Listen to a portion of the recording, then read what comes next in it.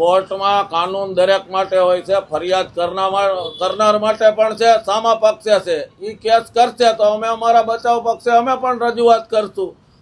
બાબાએ કે આયોજકો કે કોઈને સ્પેશિયલ બોલાવીને કોઈ દવા આપીને ધૂણાવ્યા નથી.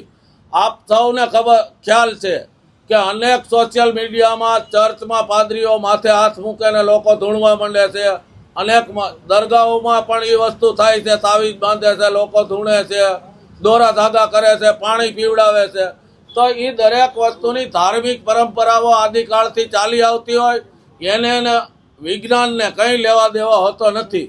દરેક વસ્તુનું સોલ્યુશન વિજ્ઞાનમાં હોતું નથી. વિજ્ઞાનનું જે પૂર્ણ વિરામ થાય ત્યાંથી જ ધર્મ આગળ વધતો હોય છે. અને વિજ્ઞાનની ઉત્પત્તિ ધર્મમાંથી થયેલી છે, વેદના ગ્રંથોમાંથી થયેલી છે.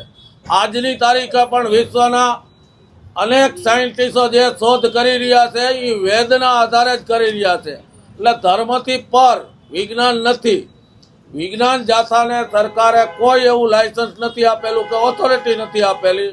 વિજ્ઞાન જાથાનું કામ એક NGO તરીકે વિજ્ઞાનનો પ્રચાર પ્રસાર કરવો છે.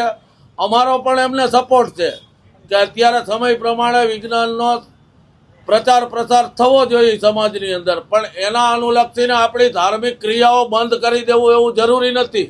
ઈસાઈ હોય, મુસ્લિમ હોય કે સનાતની હોય, સૌની એક પરંપરા ધાર્મિક ચાલી આવતી હોય એને નિભાવવી સૌની પોતપોતાની ફરજ હોય. તમારી વ્યાખ્યામાં એને ભૂત સમજતા હો તો ભૂત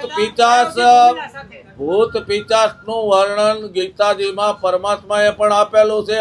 પ્રેતમાં સૌથી મોટું પ્રેત પણ ઈ છે, વૃક્ષમાં પીપળ પણ ઈ છે, પર્વતમાં હિમાલય પણ ઈ છે. પરમાત્માએ પણ ગીતામાં સ્વીકારેલું છે કે ભૂત પ્રેતનો વાસ આત્મા તરીકે આ સમગ્ર વિશ્વમાં હોય છે.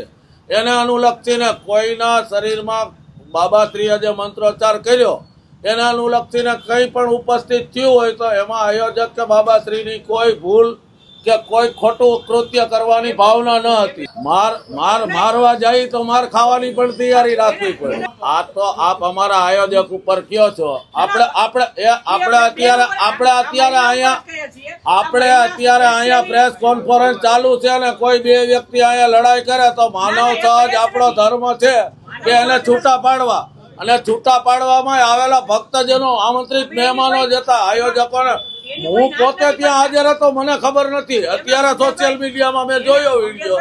એટલે તમારું એવું કહેવાનું હતું કે તમને 2 લપાટ મારી લીધી, તમારે 4 મારવી જોઈએ એમ.